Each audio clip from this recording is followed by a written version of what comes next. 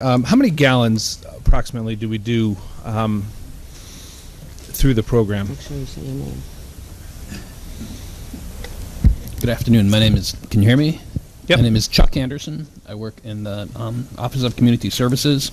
And in this this past year, about a little under 10.8 million gallons were purchased of heating oil through the program.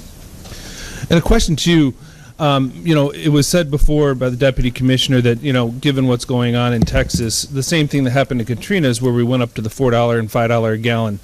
Are we doing anything as a state, or can we do anything to lock in X number of gallons and let those oil distributors go and purchase it from certain suppliers?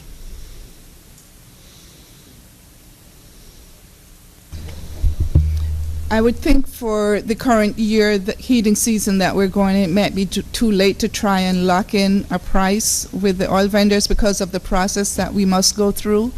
About 7 years, maybe 7 or 8 years ago, we did try a pre-buy program in the Waterbury area. We did it for 1 year, but not many vendors were willing to participate in that program, where the oil was pre-bought for a price, and I think it was 35-cent discount margin that we gave. I forgot, but we can get you more information on that pre-buy that we did that year, where we only provided the services in the Waterbury area where the oil was pre-bought, and we had some vendors, certain number of vendors that participated in that program. Okay, a pre-buy and a buying of a futures are two different things. A pre-buy, you have to put the money up front. Buying the futures is just locking it in. And the futures right now are about $1.79 to $1.80. And if we can double our, if we do get to the $5 a gallon like we're expected, because we have two major refineries shut down in the Texas area that do about 800,000 gallons a day each for the state. We do it with gasoline for the state. We do it for diesel for the state. Why can't we do it for heating oil for energy assistance with the state? We appreciate the question. We'll certainly bring that back. And my other last question is the $1 million set aside. It's frustrating, as other people have said, it hasn't been used. One thing that I brought up last year in one of our meetings was, is there a way that we can get DEEP now, or before it was you, to try to look at that dollars and see if we can look at some energy assistance of the houses that we supply product to through energy assistance to see how efficient they're running.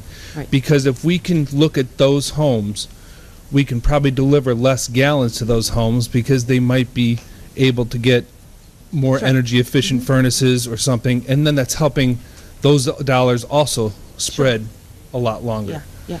Have we thought about that, looked into that, or are we just going to, I hate to say it, we're going to supply people who don't have energy efficient? So in the LIHEAP allocation plan, there are funds that are associated with clean tune and testing of heating systems, and also heating systems repair and replacement.